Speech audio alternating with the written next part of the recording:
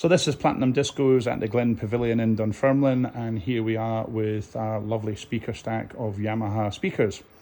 On the bottom we have four 18-inch, I think 1500 watts each, sub-bass cabinets, which produce an amazing amount of bass.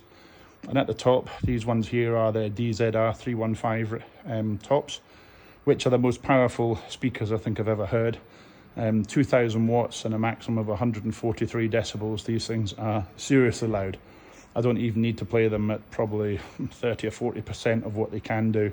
They are just absolutely mind-blowingly loud. Quality, absolutely superb. The sound is just beautiful. The bass line is just punchy as can be, and the tops are crystal clear, not screechy.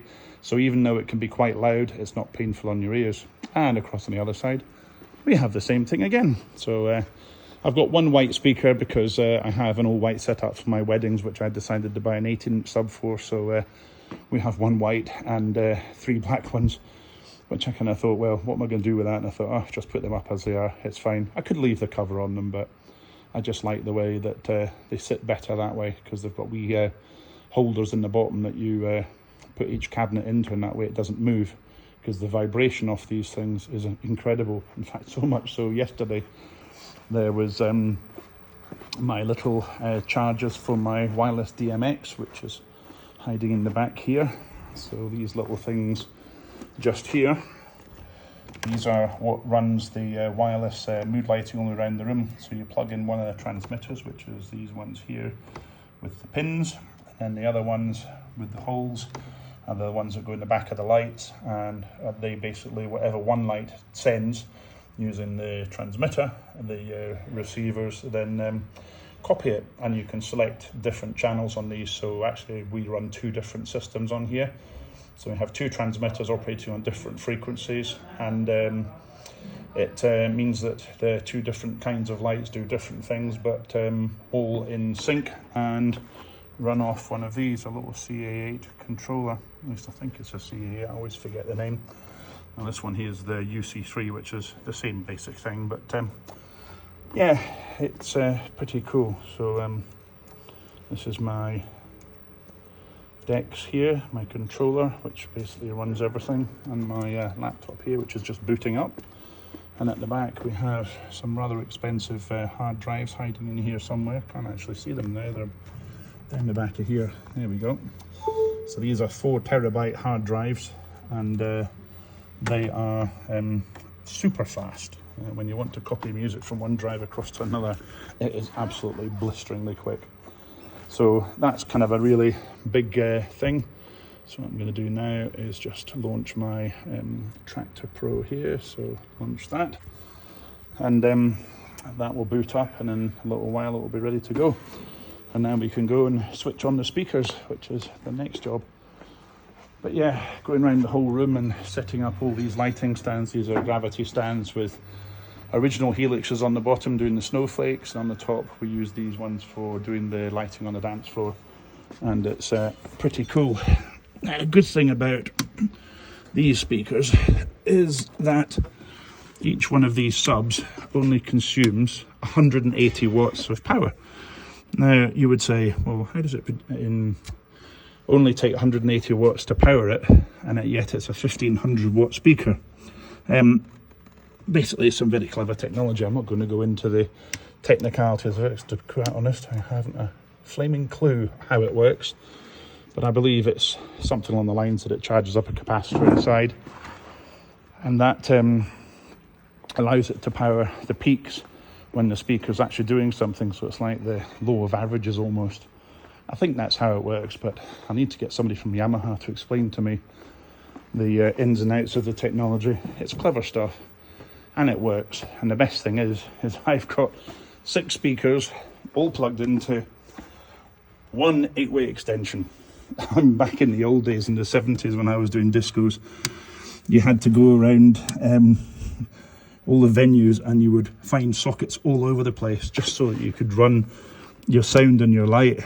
And here I'm running, oh God, 50 odd lights and numerous other things, and I'm running them all off a few 13 amp sockets all the way around the room. and it's easy peasy. It's just awesome. So yeah, not my tidiest of cable management, I have to say, but yesterday, due to a huge accident on the M8 that closed the road, we had to do things in a bit of a hurry.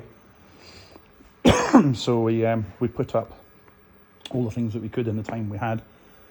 And what we're going to do tonight is we're going to put up some Gobo projectors that we didn't have last night.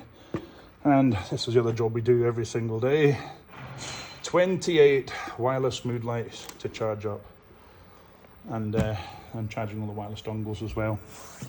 So yeah, it's a load of work. It really is. But hey ho, it's good. And I think I need to get on now and stop yakking and start doing some other work. Now, one other thing I should tell you about. This is something we had last night to great effect. Chauvet Funfetti shot. Basically, you put all your confetti in here, and it's got a compressed air thing that goes up the middle, and it basically blows out all the confetti. So rather than having like a bang with an explosive charge in order to project the confetti, you do it this way. And the advantage is, one, no explosive, which means no smoke, which doesn't cause a problem with a venue with smoke detectors, and safety as well, obviously, is really good. But the other thing is, these things, when you fill them up, and you shouldn't fill them completely, because if you overfill them, they don't work as effectively. So this will spew out confetti for about between 20 and 40 seconds in a oneer, and it's all done by remote control. So it's basically a massive fan in here, which you can just see the end of, and that's what it does. But the effect is absolutely staggering. I mean, we were supposed to use this last night once for the bit where we did Merry Christmas, but I thought, no, I want to do this a few times so I get a few good videos. So we used, I think, 4 bags of confetti rather than using one. But, you know, hey ho, it's only money, and I didn't really care too much. I just wanted some nice videos and wanted it to be a good night for my people that were here. So we'll do the same thing tonight. There will be tons and tons of confetti. I mean, I'll show you exactly how much we used. You'll not believe this. That's one box, and that's the other one. And look at the depth of this box. And this one's even bigger. That's what we swept up off the floor last night. So a shed load of confetti. Yeah. So anyway, these are the stands here. We're going to put some Gobo projectors on in a minute, and tidy up all the stuff at the back here, and that's us. So I better get on, because I've got just over an hour to go and get all this up and running. So there you go. That's what's involved in our little disco with all these amazing lights. We need to, once I put the dongles on the back, all these lights will be in sync with each other. At the moment, they're all just doing their own thing, but still looks beautiful, doesn't it? And that's the effect we're looking for, Mr. Snowflake. I absolutely love this effect. When the Equinox Helix came out, I was like, wow, just amazing. Anyways, there we go. Enjoy the video. If you fancy having platinum discos at one of your parties, then drop me an email, and you can elect to have as little or as big a disco as you want, and we will provide it. Oh, one other thing I forgot to mention, this thing. This is a low smoke machine. At the front, it's filled with water, hiding in here somewhere down the bottom, and this basically cools the smoke that comes out of here, and it comes out of this nozzle at the front in huge volumes, and then goes down and sits quite low on the floor. It does eventually rise with the heat, but it's a phenomenal bit of kit. I have to say, I love using this thing. It's very, very effective. In fact, I need to switch it on. I think that's us.